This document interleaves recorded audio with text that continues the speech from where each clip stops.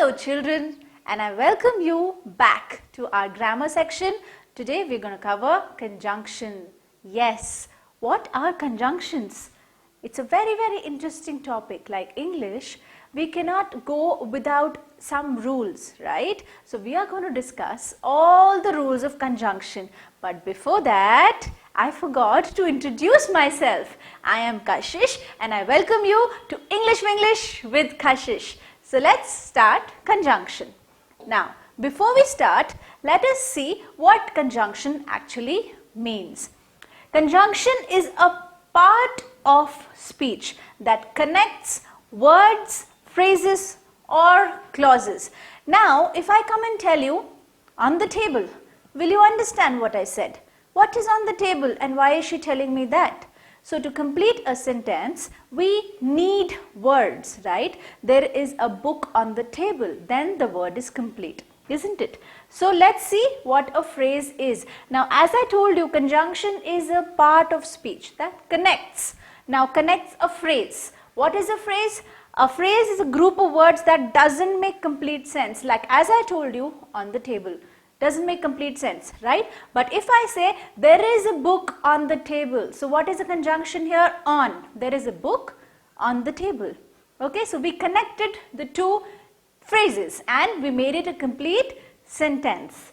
Now, what is a clause? Clause are parts of the sentence. Let's understand this in a better way. Now, conjunctions are divided into parts. Here again, we will have coordinating conjunctions, we have subordinating conjunctions, and we have correlative conjunctions. Now, coordinating conjunctions are very easy to understand. Just remember one word, fanboys. Say it again with me, fanboys. F-A-N-B-O-Y-S. F stands for, A stands for and, N stands for nor, B stands for but, O stands for or, Y stands for yet, and S stands for so. So, if you have to see which are coordinating conjunctions, we remember fanboys, and with that you can recognize that this is a coordinating conjunction. Now, subordinating conjunctions. How do I know which is a subordinating conjunctions? For that also, I will give you some examples. Firstly, the opposites like after and before are subordinating because they are opposite. Now you can take all the words that are with as far as if, as long as soon as though. So all the words that have as in it is a subordinating conjunction, correct? Now also all the words that have th, than, though, okay? And also all the words which are start with w, like whenever, when, where, wherever, while, whereas. All these words are subordinating conjunctions. So in your exam, if they tell you to recognize what kind of conjunction it is, you know it. The coordinating ones are fanboys. The subordinating ones are as I told you. Now let's see what are correlative conjunctions. Correlative conjunctions are connected, okay, like either or, and they will all come together. Either I go for the marriage or I stay at home. So I am using both together. Not only is he good in studies, but he is good in sports too. So we have two conjunctions here, not only and but.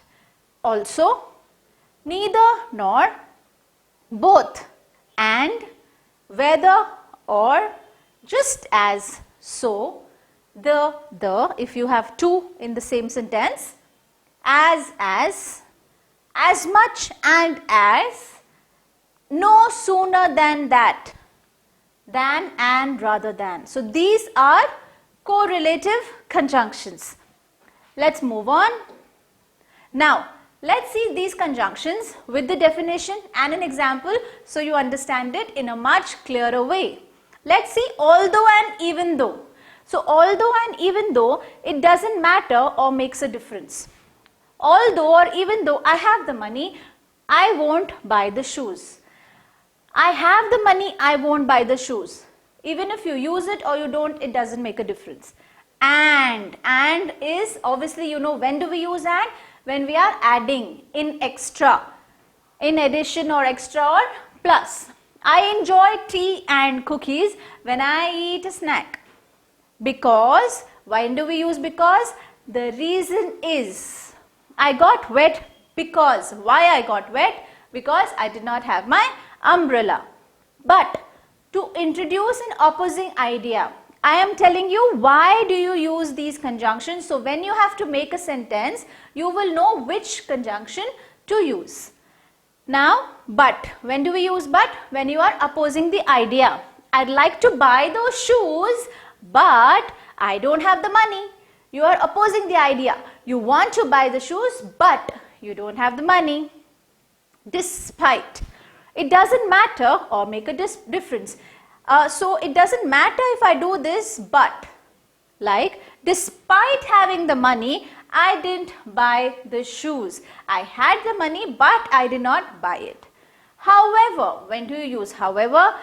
To introduce an opposing idea. This is your idea, I understand, however, this is my idea too.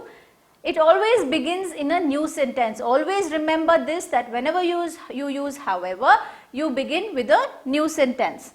Like, I want those shoes, however, I don't have the money. However, so this is just one thing that we are saying using different conjunctions. So, as a result or consequence. So, let's understand, I don't have the money, so because I don't have the money, so I won't buy the shoes. Unless, if the situation is not that, unless the situation is that I'm going to do this. Unless you have the money, you shouldn't buy them. Yet, but to introduce an opposing idea or an alternative idea. There is an idea which is talked about already, but you have another idea that you want to introduce. Now, how do you use yet? I'd like to buy those shoes, yet. Yes, I have it in my mind that I want to buy the shoe, yet, to be honest, I really don't need them. So, you are putting another idea on the table. Now, if you see, these are all the same sentences, the same ideas, but because we have used different conjunctions, the whole idea of the sentence changes, isn't it? English is so beautiful, right? So, let's move on. Now, these are the rules of conjunctions. I'm going to read through it. Coordinating conjunctions are, which are the coordinating conjunctions? And, or, but, nor, as, for, so. When they are used to connect two independent clauses together, they should be accompanied always by a comma. Whenever you use a conjunction, always put a comma before that, which comes before the coordinating conjunctions. Okay, so some of the examples of the coordinating conjunctions are as follows. Let's see an example for. It presents a rational. They do not gamble or smoke, comma, for they are ascetics. And it presents non-contrasting item or items and ideas. They gamble and they smoke. Nor presents a non-contrastive negative idea. They do not gamble, comma, nor do they smoke. Nor, they do not. Whenever you use nor, it gives a negative impression. But, it presents a contrast or exception. But, they gamble, but they don't smoke. Now, or, it presents an alternative item or an idea. Alternative, but every day they gamble or they smoke. Okay, yet. Now, when do you use yet?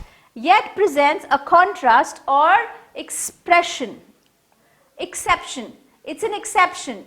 Either you do this or that. They gamble, yet they don't smoke. And now come to so, the last one. It presents a consequence. He gambled well last night. So, now because he gambled well last night, what happened? So, he smoked a cigar to celebrate. Now, these are the ways you can use conjunctions in different ways. These are coordinating conjunctions. What are coordinating conjunctions? For, and, nor, but, or, yet, so. Now, what are the types of clause? Now, the main clause is the sentence that can do alone to. The subordinate clause is a sentence that is dependent on another sentence. A subordinate clause cannot be a sentence on its own. Like, before I go to school, I walk my dog. Now, I walk my dog is the main clause. Main clause. You can say that I walk my dog. That's an independent sentence. But can you say before I go to school? No, it's not an independent sentence. Before I go to school is not right without I walk my dog, right? So if a sentence is incomplete, it sounds incomplete to you, it will be called subordinate clause. A subordinating conjunction, the second type of conjunction. What are those? Those are words that connect a main clause to the subordinate clause. Now we just saw what is a main clause and what is a subordinate clause. These conjunctions connect the main clause to the subordinate clause. In English, there are lots of subordinating conjunctions, but the most common ones, along with a few examples of how subordinating conjunctions are used, are as follows. So I have removed some of the very common subordinating conjunctions. I will tell you how to use them. He is cleverer than I am. You must decide whether you will go by train or by plane. I eat as much as. All the red highlighted ones are subordinating conjunctions. They connect the main clause to the subordinate clause. I eat as much as you. Elio is tall and blonde. You can use this as it is. But whereas his brother is short and has dark hair. She went to the school that my father went to. Now, which is the subordinate clause here? My father went to. Does it make sense? My father went to? No. But she went to the school. It makes sense independently. So, that's the main clause. What is connecting the main clause to the subordinate clause? Whatever. Okay, no, that. That is the conjunction connecting the clauses. I copied in my notebook whatever he wrote on the blackboard. The car which I drive is old. Which is the conjunction. Bruce will wear his pink or green sweater. Whichever is clean. Is clean is subordinate clause. Bruce will wear his pink or green sweater is the main clause. Moving on, the last conjunction, correlative conjunction. Now this works in pairs to join the words in groups of words of equal weight in a sentence. There are many different kinds of correlative conjunctions. Let's see the most common ones. Now, if you see, both are used in the same sentence. She played both hockey and basketball when she was a student. Both and. I will eat either carrot or peas for dinner. Either or. Either or. Natale likes neither milk nor cream cake. Neither nor. Either or and both. Okay, am I clear? Am I clear? Do you care whether we have noodles or rice for dinner? Whether or. Not only will they paint the outside of the house, but also the inside. Not only, but also. He is such a bad-tempered person that no one can work with him for long. Such that. Scarcely had she finished reading when she fell asleep. Scarcely when. No sooner did he enter the room than he saw a snake. No sooner, then. So you have to underline these conjunctions as and when asked. It's very easy. There are two words that are opposite to each other. You can recognize that. Now, this is your textbook exercise. So some sentences are given in columns A, B and C. Some coordinating conjunctions are given in the column B. Match and combine to form a complete sentence. These are all conjunctions for, or else, and, but and so. We have to connect to make sentences. I have already done that for you. Pepe stood at the stairs, so the men could not go up. They were singing and dancing. Let's do it together. Pepe stood at the stairs, so the men could not go up. They were singing and they were dancing. Pepe was still a boy, but he was bold. Columbus was an able leader, for he was bold. Let's check the answers. Pepe was still a boy, but he was bold. Yes, we are correct.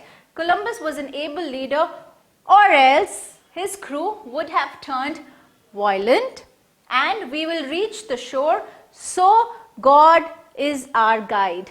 You can pause the video and do this exercise from the textbook whenever you want.